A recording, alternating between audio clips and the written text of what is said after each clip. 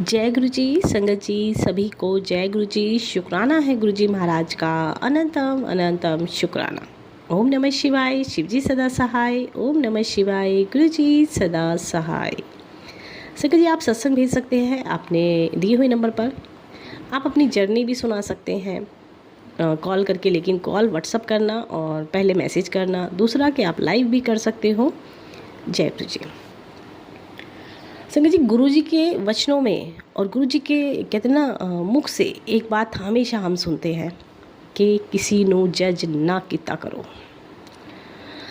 हम सब पे सवाल उठाना शुरू कर देते हैं, हर किसी को जज करते हैं, लेकिन हमारे रब ने हमें नहीं सिखाया कि हम किसी को जज करें, क्योंकि ज़िंदगी सबकी अपनी अपनी है, परिस्थितियाँ अपनी अपनी हैं। लेकिन जब हम जज करना शुरू करते हैं तो उसके साथ साथ हम चुगलियाँ निंदा भी शुरू कर देते हैं, क्योंकि फ़ोन कर कर गॉसिप करना, सबके बारे में बातें करना, अरे उसने ये किया, उसके ये, तो कहीं ना कहीं चुगलियाँ निंदा करना ही जज करना है। दूसरों को बिना समझे, दूसरों की परिस्थिति को चाहने बिना जज करते रहना। आज एक छोटा सा प्रसंग संगत जी इसी के लिए। एक बहुत बड़ा सेठ संगत जी, अच्छा लग्जरी लाइफ जीने वाला, करोड़ों में खेलने वाला, हर तरह की सुविधा उसकी ज़िंदगी में थी। लेकिन उसी के साथ साथ उसने एक डॉगी अपने पास रखा जो उसका बहुत प्रिय था। इतना प्रिय कि जैसे कपड़े वो पहनता था वैसे ही कपड़े उस डॉगी को पहनाता था, जैसा खाना वो खाता था वैसा ही साइड में रखकर उसको भी खिलाता था।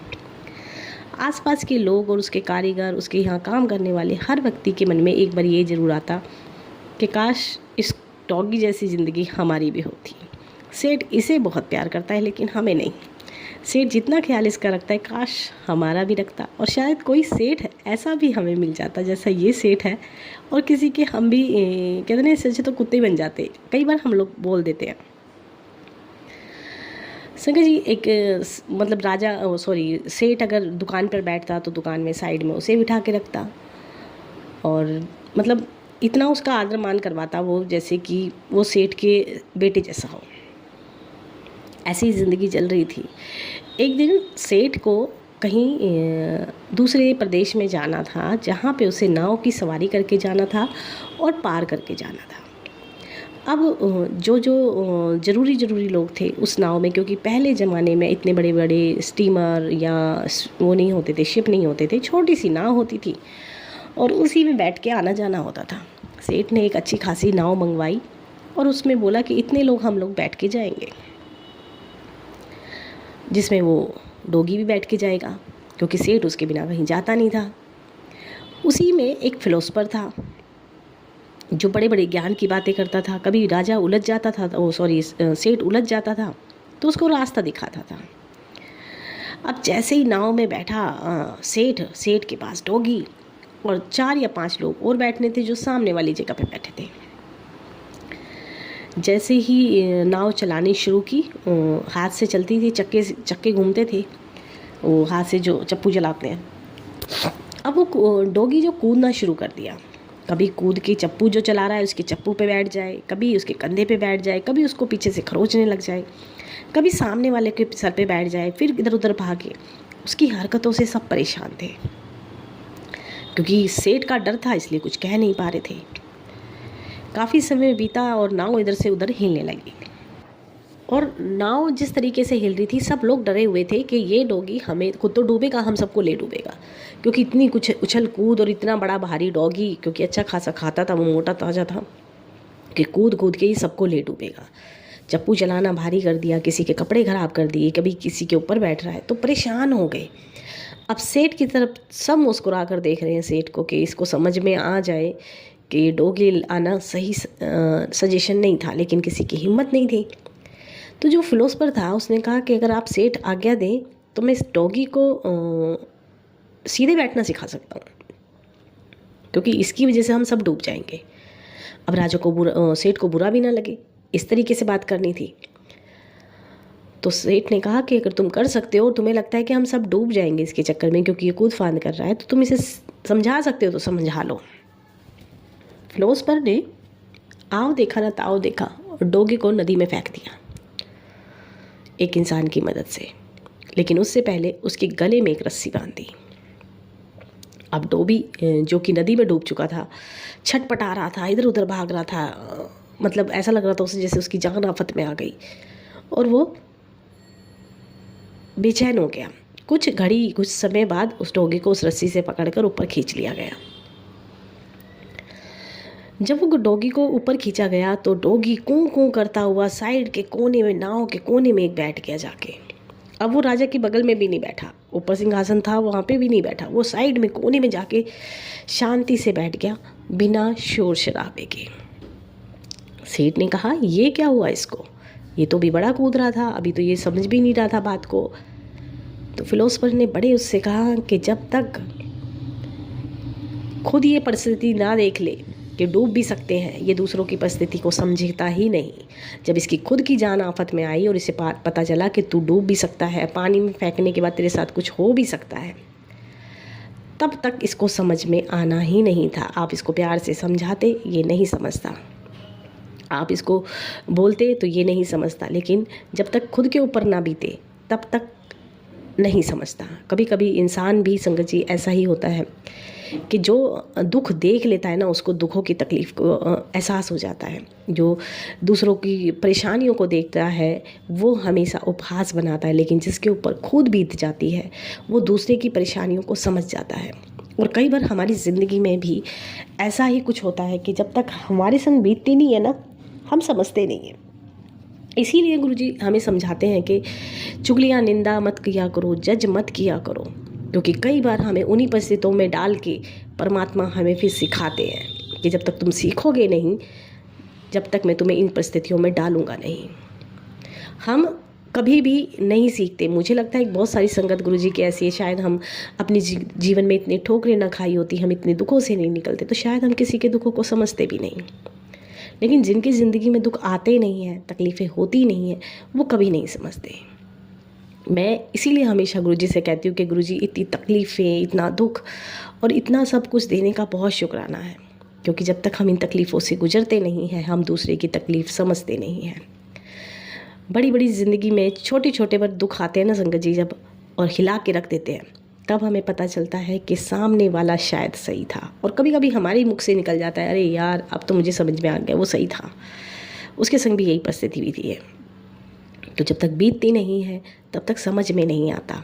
तो वो टाइम नहीं आना चाहिए कि गुरुजी हमें डॉगी की तरह समझाएं कि पहले जाओ मुसीबतों में, फिर तुम समझोगे जिसको तुम जज कर रहे हो। क्योंकि परमात्मा को तो सिखाना है, वो सिखाने के लिए ही हमारी ज़िंदगी में आए हैं। पर सीखना सिर्फ ज़रूरी नहीं है कि वैसे ही, कभी कभी प्यार से भी चीज़ें हम समझ लें तो ज़्यादा अच्छा है। बाकी किसी को मेरी बात बुरी लगे करे ना संगत जी, क्योंकि कई बार कमेंट आते हैं क्या आंटी आप यहाँ पे सही नहीं थे, तो मुझे भी अच्छा लगता है कि हाँ आप लोग मेरी बात को सुनते भी हो, गलतियाँ करती हूँ तो बता भी देते हो, क्योंकि मैं रब नहीं हूँ, मैं तो सिर्फ गुरुजी की एक छोटी सी सेवादार हूँ, बहुत छोटी, और आपकी जैसी ही हूँ। गलतियाँ सबसे होती हैं, तो कभी किसी को बुरा लगे तो प्लीज़ कमेंट बॉक्स में बता दिया करो। लेकिन निंदा, चुगली और जज करने से हमेशा से बचें, क्योंकि कभी कभी किसी की आह और किसी की बात ऐसी होती है ना संगत जी के, ऐसी परिस्थिति में तुम जब होंगे तब तुम्हें पता चलेगा। और फिर वो बात होती है कि हमें ऐसी परिस्थिति में परमात्मा डालते हैं कि अब तुम समझो, क्योंकि जब तुमने उसका उपहास बनाया, उसका मजाक बनाया, उसकी परिस्थिति तुम्हें नहीं पता थी कि कैसी थी, लेकिन उपहास बनाया, तो कभी कभी बिना ही डाले समझ लेना चाहिए। बाकी जय गुरु जी, शुक्राना गुरु जी, अनंतम अनंतम शुक्र। एक आंटी संगत जी, गुरु जी की संगत, पुरानी संगत, और गुरुजी उनको भोली भगत कहते थे कि बहुत नीवी है, बहुत प्यारी है। और गुरुजी कई बार उनको लोगों के बारे में बताते थे, जा ओनू कह दे, ड्रीम में आके कि जा ओनू कह दे ओदे मुंडा होने वाला है। और आंटी दौड़ के गुरुजी का संदेश लेके जाती थी और जाके बताती थी कि गुरुजी का हुक्म है, हुक्मनामा है, तुम्हारे घर लड़का होना है। कभी कोई बात होने वाली होती थी तो गुरुजी फिर उनको ड्रीम में दर्शन देते थे और कहते थे कि जा ऐसे ऐसे फला फला जगह जा और उसको जाके बोल, ओदी ज़िंदगी में ये होना है। तो कई बार संगत बोलने लगी थी आंटी को कि तुम्हें क्यों बताते हैं गुरुजी, सीधा हमें क्यों नहीं बताते। तो आंटी कहती थी कि मुझे बताते हैं, मैं क्या बोलूँ, जाके तुसी गुरुजी ने बोलो, मनु क्यों बता दें, मैं तो गुरुजी के हुक्म पे चल रही हूँ, मुझे जो मालिक बताते हैं मैं वो करती हूँ। तो जिस रास्ते हमें गुरुजी चलाते हैं हम तो उसी रास्ते पे चल लेंगे। कहते ना, होना सब कुछ परमात्मा की मर्जी से है, मानो चाहे नहीं मानो। और मानने में ज़्यादा फ़ायदा है, क्योंकि अगर नहीं मानते हैं तो दुख पाते हैं। क्योंकि कई बार कहते हैं ना, हमने इतने हाथ पैर मार लिए, इतनी तकलीफ़ें देख ली, सब कुछ कर लिया, हुआ वही आखिर में जो परमात्मा की मर्जी थी। जब सब कुछ परमात्मा की मर्जी से ही होना है तो रह लेते हैं उनकी रज़ा में। होना मालिक की मर्जी का ही है, इसी को सरेंडर कहते हैं। संगत जी, एक आंटी जो सत्संग शेयर करती हैं और वो कहती हैं कि मेरी बहन मुझसे कई बार गुरुजी के बारे में बताती थी और इस बीच में मेरा फ़ोन चोरी हो गया था। एक दिन बार बार वो मुझे बोल रही थी कि तू गुरुजी को माना कर, उनके सत्संग सुना कर। तो बोली, मैंने हंसते हुए उपहास बनाते हुए कहा कि चल ठीक है, सुन लूँगी, तेरे गुरुजी मेरा फ़ोन दिला देंगे तो। बोली ये एक मजाक था और मजाक मजाक में कही हुई बात थी। और कुछ समय के बाद एक दिन कॉल आता है कि जी आपका फ़ोन मिल गया है और ऐसे ऐसे जिस चोर ने चुराया था उसने आपका एड्रेस दिया है, आपका फ़ोन मिल गया है। और आंटी जाके अपना फ़ोन लेके आई। बोली एक मजाक में कही हुई बात, जब मैंने गुरुजी को सिर्फ आजमाया था कि गुरुजी अगर है तो मेरा फ़ोन दिलवा दें, लेकिन गुरुजी ने वहाँ पर भी काम किया, गुरुजी ने मेरा फ़ोन दिलवाया। कई बार हम करते हैं संगत जी कि अच्छा आप हो तो ये करके दिखाओ, अच्छा आप थे तो ये करके दिखाओ। आप होने मतलब उनसे हम हर बात का दावा करते हैं, लेकिन जब दावे हो जाते हैं, जब विश्वास हो जाता है, तब तो हमें ज़िंदगी में सरेंडर लाना चाहिए। संगत जी, एक सत्संग एक आंटी का है जो कि सिंगल मदर है। वो बताती हैं कि मेरी ज़िंदगी में गुरुजी हमेशा से थे। मैं शिव भक्त थी और मैं शिव जी की पूजा करती थी, लेकिन कहीं ना कहीं किसी भी रब को गुरु के रूप में मानना मेरे लिए बहुत बड़ी मुश्किल चीज़ थी। बोली कई सालों पहले मैं एक सत्संग हो रहा था, वहाँ मैं गई, पर ये मुझे बहुत अजीब लगा कि एक जगह गुरुजी की गद्दी थी और दूसरी जगह शिवजी थे, कि शिवजी और गुरुजी की बराबरी हो रही है, लेकिन वहाँ का जो वाइब्रेशन थी या वहाँ की जो ऑरा था, बोली वो मुझे बहुत पसंद आया। बात आई गई हो गई। एक दिन आंटी को, क्योंकि सिंगल मदर है, बेटा हर चीज़ के लिए जिद करता है, हर बात में ना नुकुर करता था, आंटी के पास गुरुजी का स्वरूप आया और एक आंटी दे के गई। बोली आपकी जितनी भी प्रॉब्लम है ना, ये सब ठीक कर देंगे। बोली मैंने गुरुजी का स्वरूप लगाया, लेकिन डरते डरते अलमारी में रख दिया, क्योंकि मुझे लगा कि अगर बेटा देखेगा तो गुस्सा करेगा, क्योंकि बेटा बड़ा है।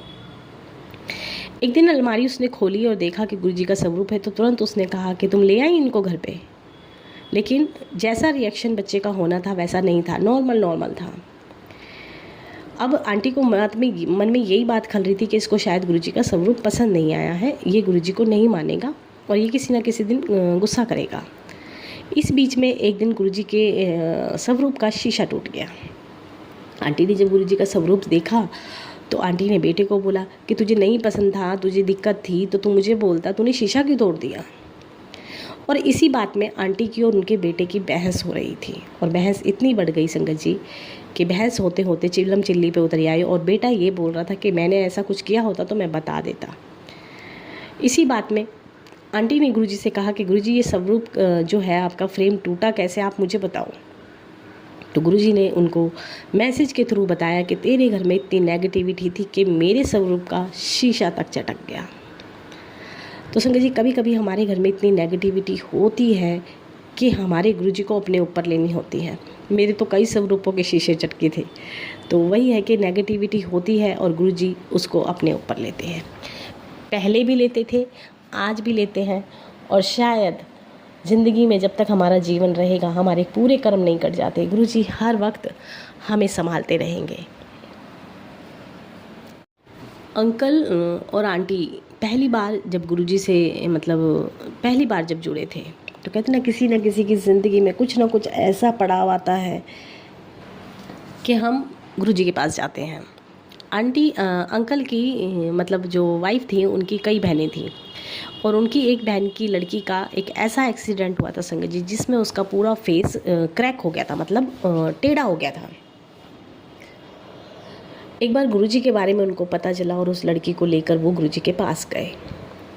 अब क्योंकि वो सब आर्य समाजी थे और गुरुजी हमेशा आर्य समाजियों को नास्तिक बोला करते थे।